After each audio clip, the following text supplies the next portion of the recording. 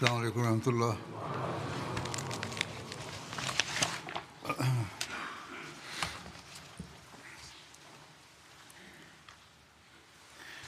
أشهد أن لا إله إلا الله وحده لا شريك له وأشهد أن محمدا عبده ورسوله أما بعد فأعوذ بالله من الشيطان الرجيم بسم الله الرحمن الرحيم الحمد لله رب العالمين الرحمن الرحيم مالك يوم الدين إياك نعبد وإياك نستعين اهدنا الصراط المستقيم صراط الذين أنعمت عليهم غير المغضوب عليهم ولا الضالين.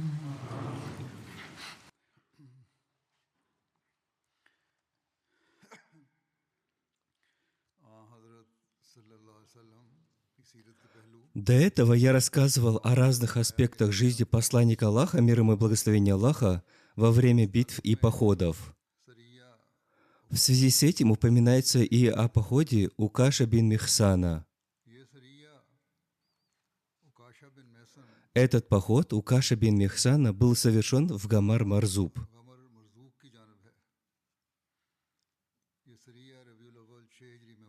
Этот поход был совершен в месяце Рабиуль-Авваль в 6 году по хиджре. Хазрат Мирза Башир Ахмад в своей книге «Жизнеописание печати пророков» написал: посланник Аллаха, мир ему и благословение Аллаха, отправил одного из своих сподвижников, мухаджира Укаша бин Михсана, да будет доволен им Аллах, в качестве командира над 40 мусульманами, чтобы сражаться с племенем Бани Асад. В то время это племя разбило лагерь около источника воды под названием Гамар, который находился в нескольких днях пути от Медины до Мекки. Отряд Укаша, да будет доволен им Аллах, быстро продвинулся вперед и приблизился к Гамру, чтобы помешать им совершать злодеяния. Было обнаружено, что, услышав весть о прибытии мусульман, племена разошлись в разные стороны. Следовательно, Укаш, да будет доволен им Аллах, и его товарищи вернулись в Медину, и никакого сражения не произошло. Также упоминается поход Мухаммада бин Масламы. Этот поход состоялся в месяц Раби-аль-Сани в 6 году хиджри. Посланник Аллаха, мир ему и благословение Аллаха, отправил Хазрата Мухаммада бин Масламу к племенам Бану Салаба и Бану Аваль, которые жили в Зулькиса, расположенной в 24 милях от Медины по дороге в Рабзу.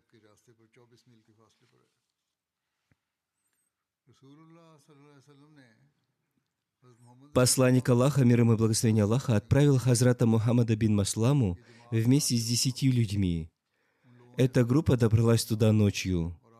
Войско этих племен в количестве 100 человек окружили Хазрата Мухаммада бин Масламу и его спутников, когда они спали. Мусульмане ничего не заметили, пока враги не стали выпускать в них стрелы.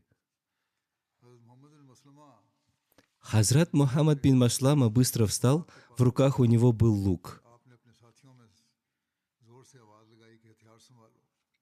Он громко крикнул своим спутникам, чтобы они взяли оружие.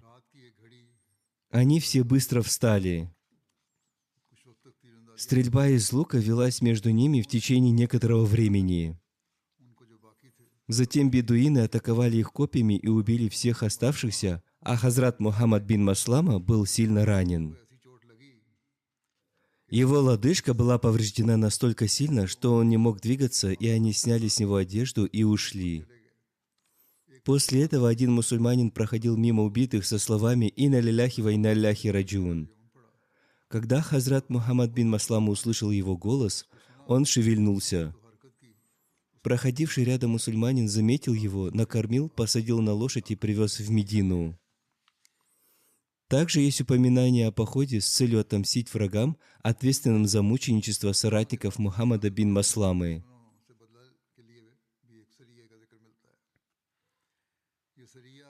Этот поход стал известен как поход Абу Убайды бин Аль-Джарраха. Хазрат Мирза Башир Ахмад подробно написал об этом следующее. Когда посланник Аллаха, мир ему и благословение Аллаха, узнал об этих событиях, он отправил Абу Убайду бин Аль-Джарраха, да будет доволен им Аллах, из племени Курайш, который считался одним из самых почтенных сподвижников, в Зулькаса, чтобы тот отомстил за Мухаммада бин Масламу. Более того, поскольку также были получены вести о том, что люди племени Бану Салаба намеревались напасть на окрестности Медины, посланник Аллаха, мир ему и благословение Аллаха, отправил отряд из 40 опытных сподвижников под командованием Абу Убайды, да будет доволен им Аллах. Посланник Аллаха, мир ему и благословение Аллаха, приказал им отправиться в путь ночью и прибыть туда утром. Во исполнение этого приказа Абу Убайда, да будет доволен им Аллах, прибыл туда вовремя со своим войском, когда настало время утренней молитвы. Враги были сбиты с толку этим внезапным нападением, и поэтому после короткого противостояния они бежали, скрывшись в близлежащих горах. Абу Убайда, да будет доволен им Аллах, забрал военную добычу и вернулся в Медину. Двое сотоварищей, упомянутых в этом походе, то есть Мухаммад бин Маслама и Абу Убайда бин Аль-Джаррах, да будет доволен ими Аллах, были из самых почтенных сподвижников. Помимо своих собственных качеств и способностей, Мухаммад бин Маслама, да будет доволен им Аллах, также был героем в деле относительно иудея Кааба бин Ашрафа, поскольку он убил этого смутьяна. Мухаммад бин Маслама, да будет доволен им Аллах, был из племени Аус, и в период халифата Хазрата Умара, да будет доволен им Аллах, он считался одним из его близких доверенных лиц. Поэтому Хазрат Умар, да будет доволен им Аллах, обычно отправлял его расследовать жалобы на своих наместников. После кончины Хазрата Усмана, да будет доволен им Аллах, когда открылась дверь к внутренним беспорядкам, Мухаммад бин Маслама, да будет доволен им Аллах, сломал свой меч о камень и взял в руки посох. Когда его спросили о причине этого, он ответил: «Я слышал от посланника Аллаха, мир ему и благословение Аллаха, что когда откроется дверь к взаимному кровопролитию среди мусульман, сломай свой меч, укройся в своем доме и находись там, подобно полу в доме». Этот приказ, возможно, был специфичен для Мухаммада бин Масламы или этого конкретного конфликта, так как в некоторых случаях борьба с внутренними беспорядками считается очень достойным служением вере. Вторым сподвижником был Абу Убайда бин Аль-Джаррах, да будет доволен им Аллах. Он был одним из величайших сподвижников из рода курайшитов. Его возвышенное величие можно оценить по тому факту, что посланник Аллаха, мир ему и благословение Аллаха, даровал ему титул Амин Аль-Милят, доверенной уммы. Более того, после кончины посланника Аллаха, мир ему и благословение Аллаха, он также был среди двух сподвижников, которых Хазрат Абу Бакр, да будет доволен им Аллах, считал достойным стать халифом. Абу Убайда, да будет доволен им Аллах, обрел мученическую смерть от чумы в период халифата Хазрата Умара, да будет доволен им Аллах. Далее упоминается о походе Хазрата Зайда бин Хариса. Он был отправлен к племенам Бану Сулайм. В связи с этим Хазрат Мирза Башир Ахмад написал: «В 6-м году по хиджре, в месяц Раби Аль-Ахир, посланник Аллаха, мир ему и благословение Аллаха, отправил несколько мусульман к племени Бани Сулайм под командованием своего освобожденного раба и ранее усыновленного им Зайда бин Хариса, да будет доволен им Аллах. Это племя проживало в районе Наджада и в местности под названием Джамум, и уже некоторое время воевало против посланника Аллаха, мир ему и благословение Аллаха. Таким образом, это племя также сыграло значительную роль против мусульман в битве Урва. Когда Зайд бин Харис, да будет доволен им Аллах, и его спутники достигли местности Джамум, которая находилась на расстоянии около 50 миль от Медины, они обнаружили, что она пуста. Однако они смогли узнать о местонахождении части племени Бану Сулайм, пасущей свой скот, от женщины по имени Халима из племени Музайна. Она была из числа противников ислама. Поэтому, воспользовавшись этой информацией, Зайд бин Харис, да будет доволен им Аллах, напал на эту местность. Это внезапное нападение заставило большинство людей бежать, и они рассеялись. Однако мусульманам удалось захватить несколько пленных и немного скота, которые они забрали и вернули в Медину. По совпадению, муж Халимы тоже был среди пленных, и хотя он был ярым противником, учитывая помощь Халимы, посланник Аллаха, мир ему и благословение Аллаха, не только отпустил Халиму без выкупа, но и освободил ее мужа в качестве акта милосердия. После этого Халима и ее муж счастливо вернулись к себе на родину.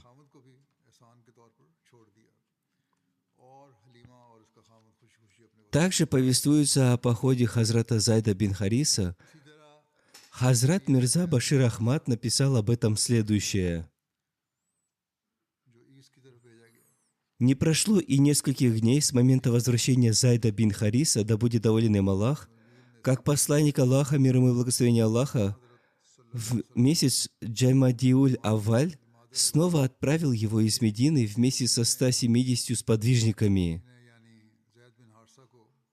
Ученые-биографы написали, что причиной этого похода стало то, что из Сирии прибыл караван курайшитов, и посланник Аллаха, мир ему и благословение Аллаха, отправил этот отряд для перехвата этого каравана.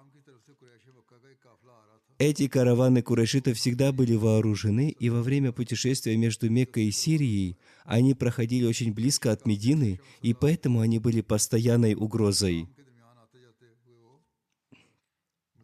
Помимо этого, как уже упоминалось в предварительном обсуждении этой темы, эти караваны провоцировали племена Аравии против мусульман, где бы они ни проходили. Из-за этого по всей стране разгорелся опасный огонь вражды против мусульман, из-за чего их перехват был необходим.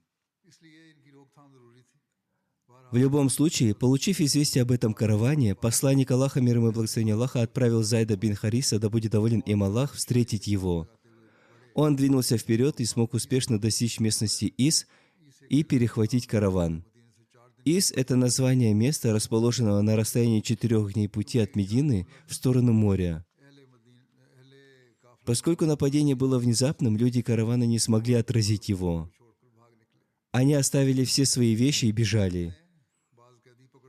Зайд, да будет доволен им Аллах, захватив несколько пленных и груз каравана, отправился в Медину и предстал перед посланником Аллаха, мир ему и благословение Аллаха. Среди этих событий также упоминается заключение Абу Аль-Ааса бин Раби и принятие им ислама. Подробности этого следующие. Ибн Исхак повествует о том, что перед завоеванием Мекки Абу Аль-Ас бин Раби отправился в Сирию со своими товарами и товарами курайшитов с целью торговли. Когда он закончил торговлю и вернулся с караваном, он столкнулся с войском посланника Аллаха, мир ему и благословение Аллаха. Сподвижники завладели всеми его товарами и взяли людей каравана в плен. Ибн Саад написал, что Хазрат Зайд захватил караван, в котором был Абу Аль-Ас, и привел их в Медину.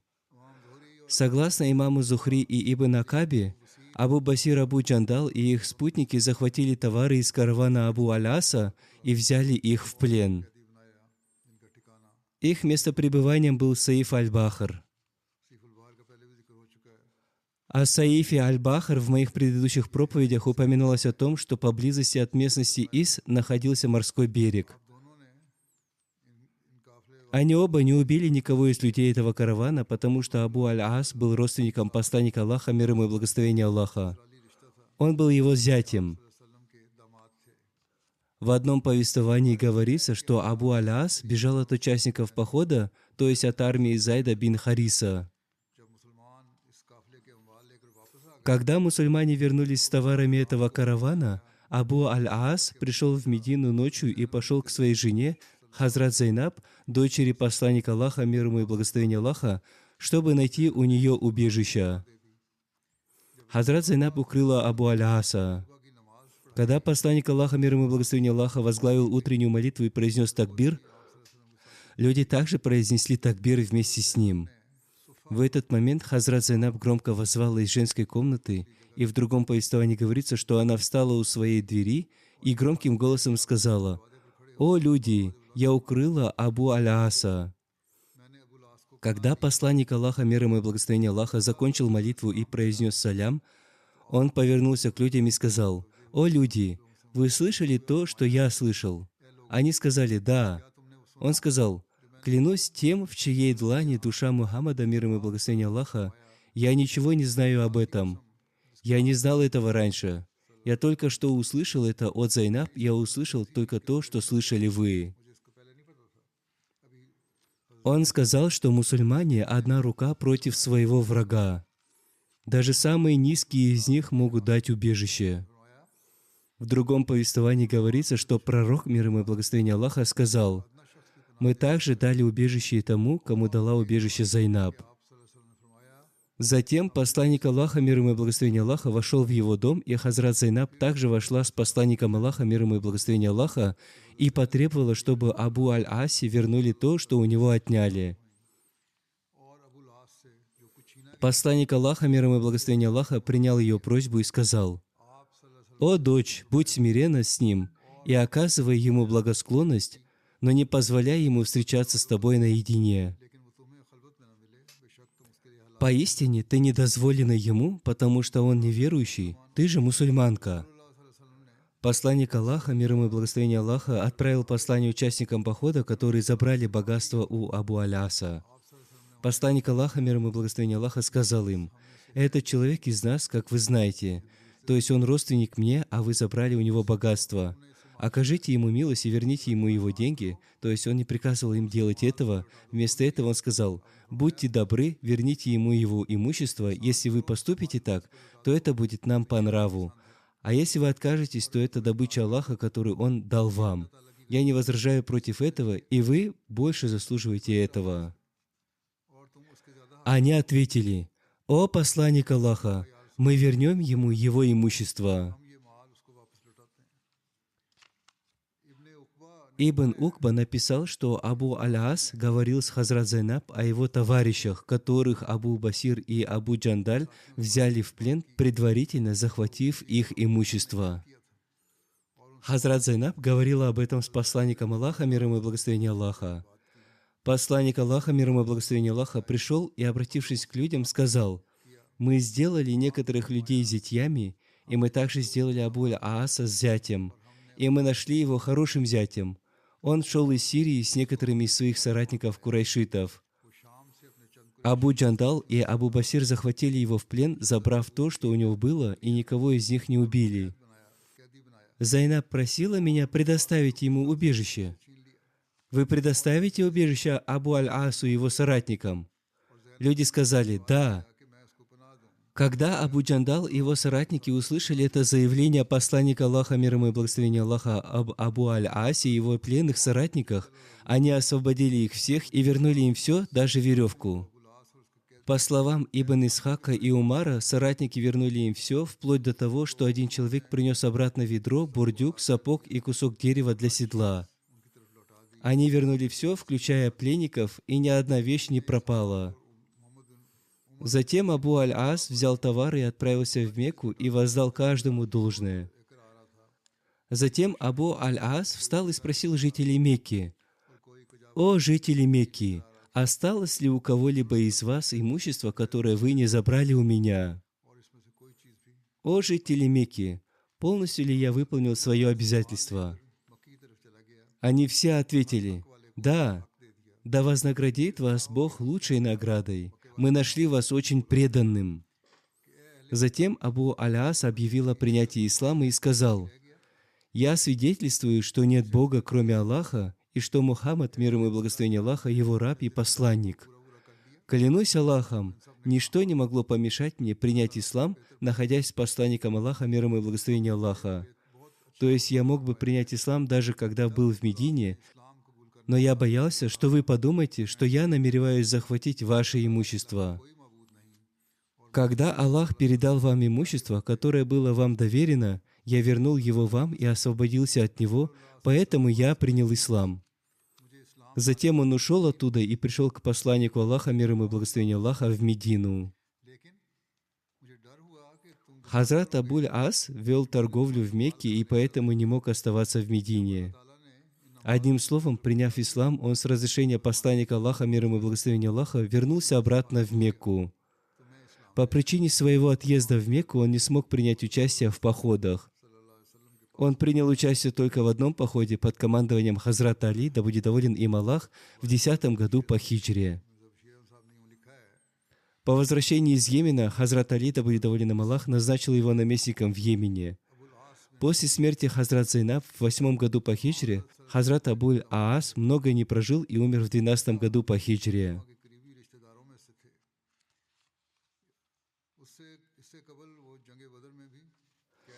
Затем упоминается о походе к Бану Лихьян. Это слово произносится как Лихьян, так и Лахьян. Племя Бану Лахьян было ветвью племени Бану Хизьяль. Долина Усфан находилась в 3 милях от Мекки. В 5 милях к северо-востоку от нее находилась долина Гаран.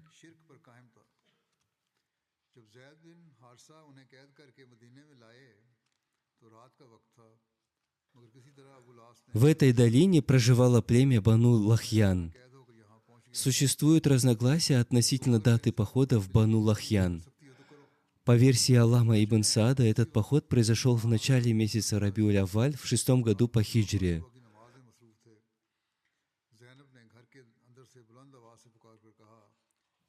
Согласно версии Мухаммада ибн Умара, этот поход произошел в месяце Раджаб в 6 году по хиджре.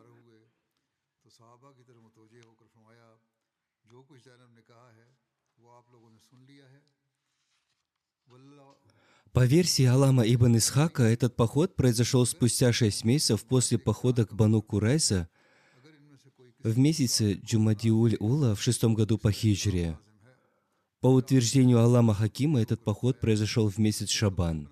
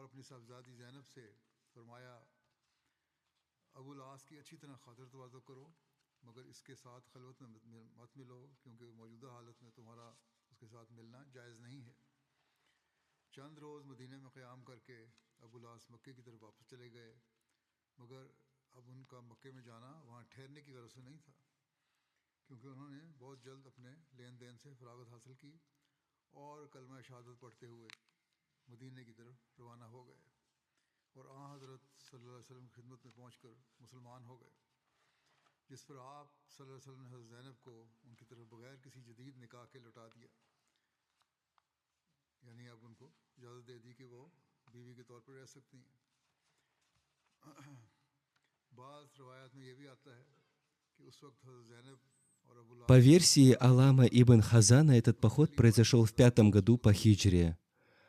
Алама Захаби указал на 6 год по хиджре. Некоторые биографы указали на 4 год по хиджре. Хазрат Мирза Башир Ахмад Сахиб пришел к следующему выводу. В связи с этим вопросом он указал на месяц Чумадиуль-Ула в 6 год по хиджре, что по григорианскому календарю выпадает на сентябрь 627 года. Он написал: «Среди историков существует разногласие относительно даты похода в Бану Лахьян. Ибн Саад указал на месяц Рабиуль-Авваль в 6 года хиджры. Однако Ибн Саад и Табари утверждали, что этот поход произошел в месяц Джумадиуль-Ула в 6 году по хиджре. По мнению Хазрата Мирзы Башира Ахмада, Ибн Исхак был прав в этом вопросе, и поэтому он последовал за ним. Аллах знает лучшее». Ссылаясь на случай с Асхаби Раджи, Хазрат Мирза Башир Ахмад Сахиб написал о предыстории похода к Бану Лахьян следующее. В этом случае 10 невинных мусульман, отправленных для мирной проповеди, были обмануты и безжалостно убиты.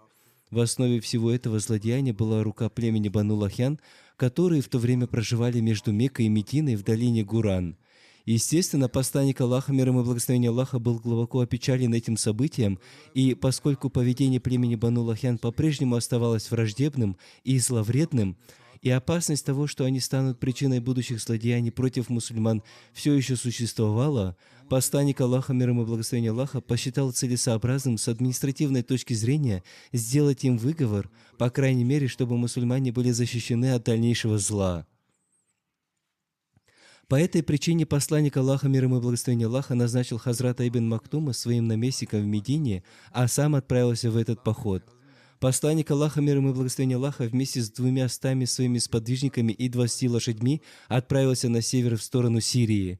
Однако Бану Лахьян проживали в Хиджазе к югу от Медины. Это место находится недалеко от дороги, ведущей к Медине. Причина этого похода на север заключалась в том, что он хотел внезапно напасть на Бану Лахьян, чтобы они не убежали, узнав о нападении. Поэтому он использовал такой маршрут, которым обычно не пользовались. Двигаясь быстро, он достиг города Гаран, племени Бану Лахьян. Именно в этом городе некоторые сподвижники посланника Аллаха, мир ему и благословение Аллаха, обрели мученическую смерть. Посланник Аллаха, мир ему и благословение Аллаха, молился за этих мучеников.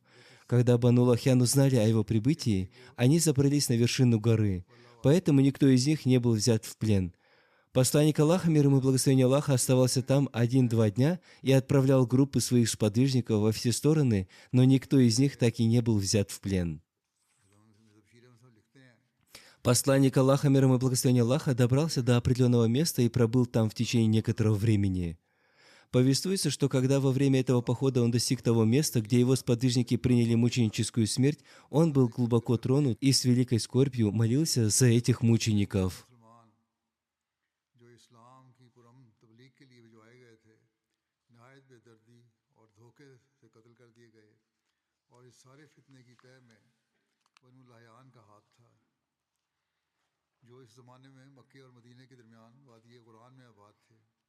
تباً حضرت صلی اللہ علیہ وسلم کو اس واقعے کا سخت صدمہ تھا اور چونکہ بنو لحیان کا رویہ ابھی تک اسی طرح معاندانہ اور مفسدانہ تھا اور ان کی طرف سے آئندہ کے لیے بھی اندیشہ تھا کہ مسلمانوں کے خلاف کسی مزید فتنہ انگیزی کا باعث نہ بنے، اس لیے آپ نے انتظامی لحاظ سے مناسب خیال فرمایا کہ ان کی کسی قدر گوشمالی ہو جائے تاکہ کم از کم آئندہ کے لیے مسلمان ان کے فتنوں سے محفوظ ہو جائیں۔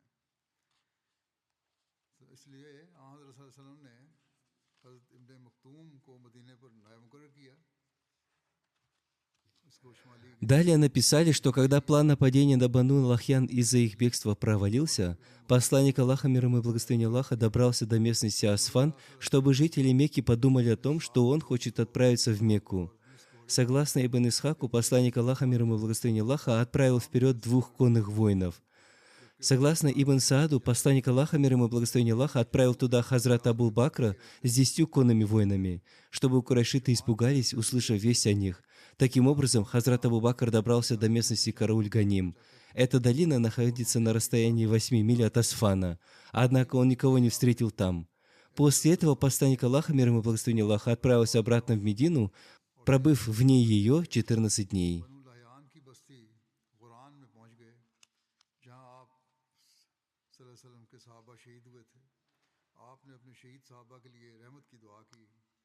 بنو لحیان کو آپ کے آنے کا علم ہوا تو وہ پہاڑوں کی چوٹیوں کی طرف بھاگ گئے، اس لیے ان میں سے کوئی بھی نہ پکڑا گیا۔ آپ نے 1 یا 2 دن وہاں قیام فرمایا اور ہر طرف گروہ روانہ کیے، لیکن پھر بھی کوئی نہ پکڑا گیا۔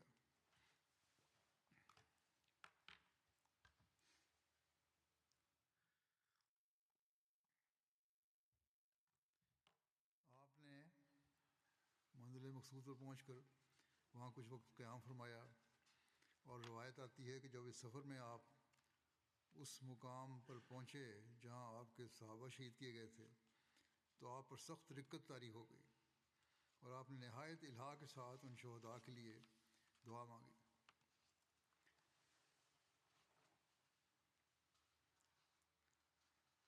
پھر لکھا ہے کہ جب بنو لحیان پر اچانک حملے کا ارادہ ان کے پہاڑوں پر بھاگ جانے کی وجہ سے پورا نہ ہوا تو آپ صلی اللہ علیہ وسلم عثمان تک گئے تاکہ مکے والے سمجھیں کہ آپ مکہ آنے والے ہیں، لہذا آپ اپنے صحابہ کے ساتھ عثمان چلے گئے۔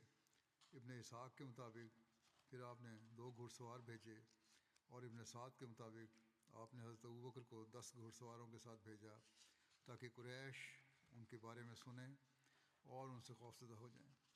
حضرت ابوبکر قراء-الغمیم تک گئے جو عثفان سے 8 میل پر ایک وادی ہے۔ پھر حضرت ابوبکر عثفان کی طرف वापस आ गए और किसी से उनका सामना ना हुआ। इसके बाद रसूलुल्लाह सल्लल्लाहु अलैहि वसल्लम ने मदीने वापसी का सफ़र शुरू किया और 14 दिन बाहर रहने के बाद वापस आ गए।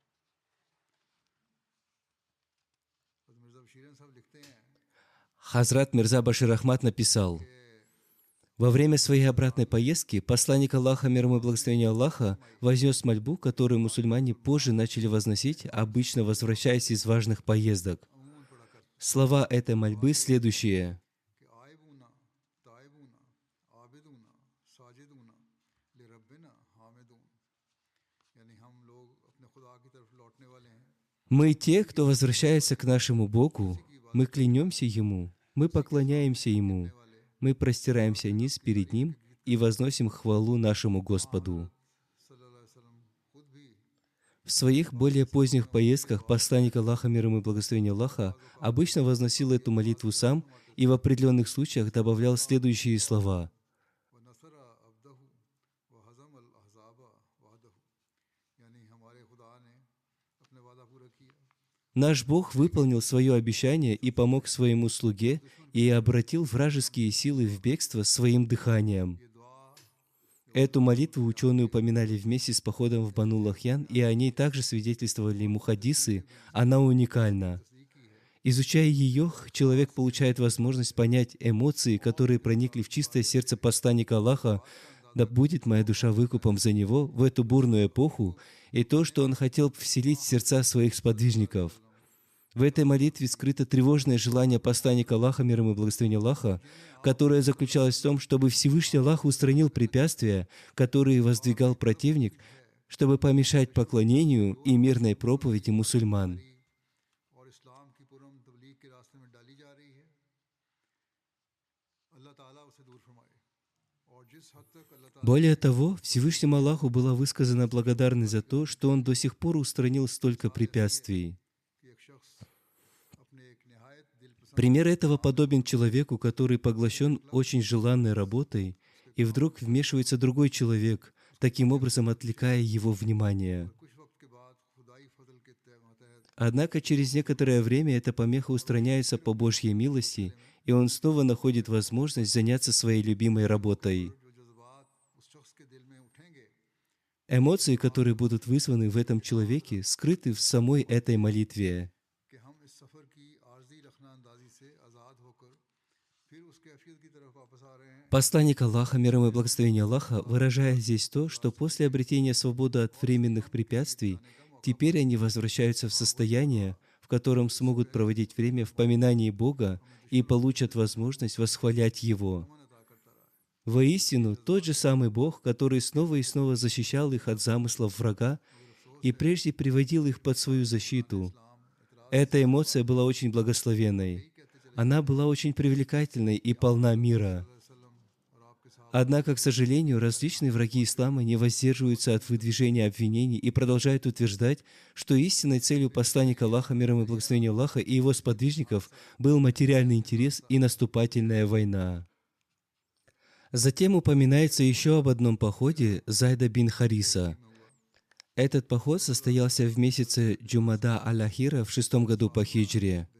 Посланник Аллаха, мир ему и благословение Аллаха, отправил Хазрата Зайда бин Хариса к Бану Салаба бин Саад в местность под названием Тариф. Тариф – это название колодца Бану Салаба, который находится в 36 милях от Медины по пути в Ирак. Хазрат Зайд бин Харис отправился туда с 15 воинами. Достигнув Тарифа, они захватили там верблюдов и коз. Бедуины, присутствовавшие там, испугались того, что посланник Аллаха, мир ему и благословение Аллаха, идет к ним, и бежали оттуда. Хазрат Зайд бин Харис привел этих животных в Медину. Люди из племени Бану Салаба отправились на поиски этих сподвижников, но не смогли их найти. Всего эти сподвижники привели 20 верблюдов. Они оставались снаружи в течение 4 ночей в этом походе, и у них не было никаких сражений. Девиз мусульман в этом походе был «Умма, умма», то есть этот поход ради уммы. А об остальном, иншаллах, я расскажу в следующий раз. Сейчас всем известна нынешняя ситуация в мире. Ситуация, сложившаяся в Сирии, до сих пор не ясна. передают, что жестокое правление закончилось. Однако молитесь о том, чтобы следующее правительство служило справедливо. Те, кто пришел во власть, говорят, что поступают справедливо. Но, как правило, до получения власти они говорят одно, но, получив власть, делают по-другому. Пусть Всевышний Аллах защитит мусульман Ахмади из этого региона.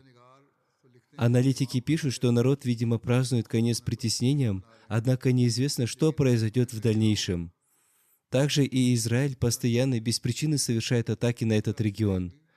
Судя по всему, их намерения против исламского мира кажутся опасными. Молитесь в этом отношении и за Пакистан, Иран и другие страны.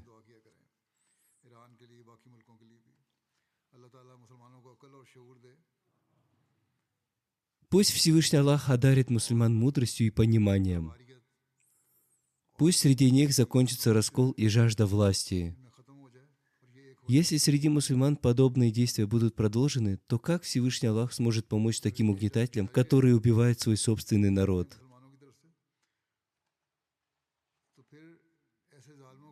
Одним словом, много молитесь. Пусть Всевышний Аллах защитит каждого мусульманина Ахмади от их зла. Мусульмане Ахмади не защищены как от рук так называемых мусульман, так и от рук немусульман, которые являются врагами ислама.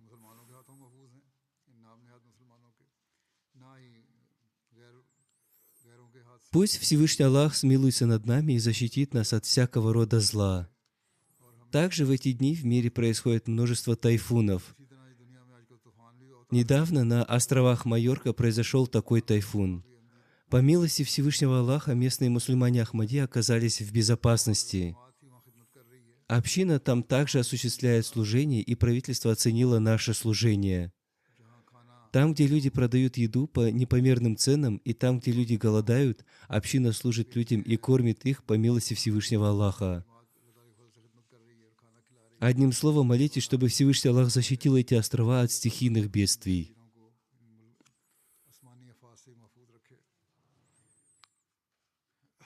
После пятничной молитвы я совершу погребальную молитву Джаназа Гайб в отсутствии покойного по двум членам нашей общины.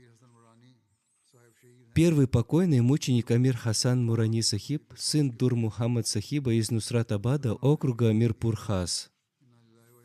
Несколько дней назад он обрел мученическую смерть. Инна лиляхи ва инна илляхи раджиун. Мученик возвращался домой из мечети, когда его расстреляли. Он погиб на месте. Он был муси. Он оставил мать, жену, 2 сыновей и 3 дочерей. Кроме них у него было много братьев и сестер. Согласно полученной нами информации, 13 декабря он возвращался к себе домой после совершения коллективных молитв Тахаджуд и Фаджр. С ним был его сын, дорогой Тимур. Между их домом и мечетью есть улица. Когда они перешли дорогу, к ним на мотоцикле подъехали 2 неизвестных мужчин. Их лица были закрыты. Они спросили их имена и, узнав их, открыли по ним огонь. В мученика попало 5 пуль, и он погиб на месте. Инна лиляхи ва инна илляхи раджиун. После этого нападавшие скрылись с места преступления. Всевышний Аллах чудесным образом защитил его сына Тимура. Его сын, проявив стойкость и терпение, сообщил об этом членам нашей общины. Ахмадият пришел в семью мученика посредством его деда по материнской линии Дахни Бахш Сахиба, который принес баят, обет верности в 1937 году, в период хазрата второго халифа обетованного Мессии. Дед мученика по отцовской линии не был мусульманином Ахмади. Однако все остальные члены его семьи, включая его дядю, приняли Ахмадият. Отец мученика Дур Мухаммад Сахиб принял Ахмадият в 1964 году, в период хазрата второго халифа обетованного Мессии. Он принял Ахмадият посредством Саида Дауд Музафар Шах Сахиба, который в те времена занимался там сельским хозяйством. Некоторое время он также работал охранником в Нусрат-Абаде. Он также получил возможность служить на посту президента молодежной организации общины Нусрат-Абада. Во время своей мученической смерти он занимал пост секретаря Вакфинау. Он имел тесную связь искренности и преданности Институту Ахмадийского халифата. Он был скромным и гостеприимным человеком. Его мать сказала, что для них его мученическая смерть является великой честью. Она сказала: «Если мне придется пожертвовать еще одним своим сыном, то я готова на это ради общины». Это очень мужественная мать. Мученик всегда заботился о своих братьях и сестрах, особенно после смерти его отца. Он никогда не отпускал с пустыми руками тех, кто приходил к нему со своей нуждой. По соседству с ним жила слепая женщина Неахмади, и он заботился о ее детях и козах. Он отвозил ее детей в школу. Он постоянно совершал коллективную молитву.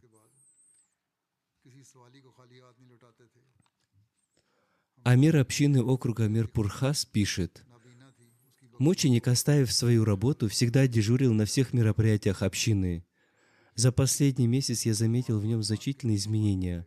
Он открывал мечеть перед намазом фаджр и ежедневно совершал дополнительные молитвы. Мне казалось, будто родился новый Амир Хусейн».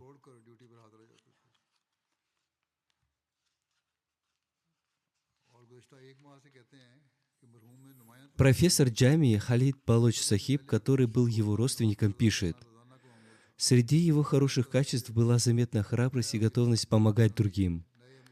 Всякий раз, когда мы встречались с ним, он всегда обсуждал со мной духовные вопросы. Он часто обсуждал тему о том, как можно улучшить отношения между человеком и Богом».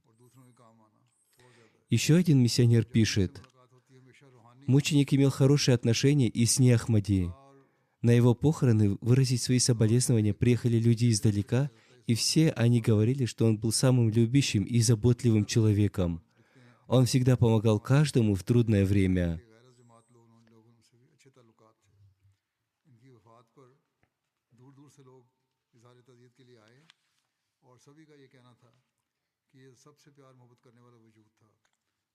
Пусть Всевышний Аллах простит и смилуется над ним. Пусть Всевышний Аллах возвысит его степенями в раю и защитит его потомство.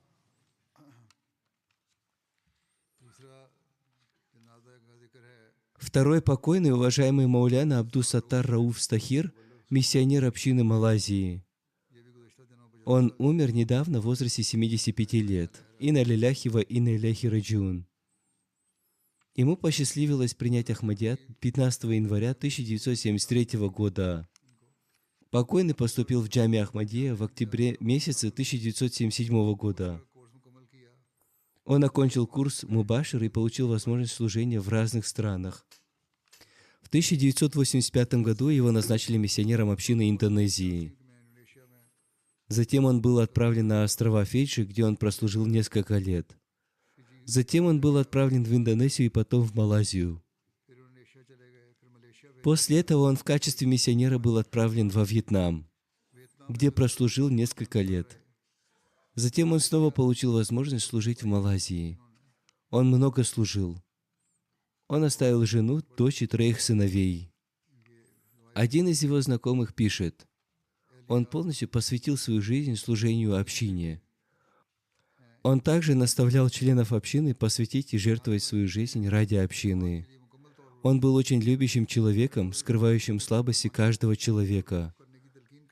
Благодаря его проповедническим усилиям он присоединил к общине многих людей. Он безмерно любил посланника Аллаха, мир ему и благословение Аллаха.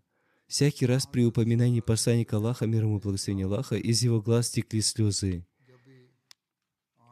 Если ему приказывали отправляться в другую страну ради служения общине, он оставлял жену и детей, не беспокоясь о них, он сразу же отправлялся туда. Он всегда был готов пожертвовать собой ради общины. Пусть Всевышний Аллах простит и помилует покойного.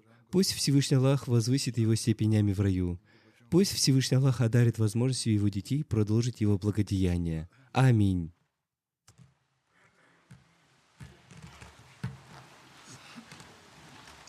الحمد لله نحمده ونستعينه ونستغفره ونؤمن به ونتوكل عليه ونعوذ بالله من شرور أنفسنا ومن سيئات أعمالنا من يهده الله فلا مضل له ومن يضلل فلا هادي له ونشهد أن لا إله إلا الله ونشهد أن محمدا عبده ورسوله عباد الله رحمكم الله إن الله يأمر بالعدل والإحسان وإيتاء ذي القربى وينهى عن الفحشاء والمنكر والبغي يعظكم لعلكم تذكرون اذكروا الله يذكركم وادعوه يستجب لكم ولذكر الله أكبر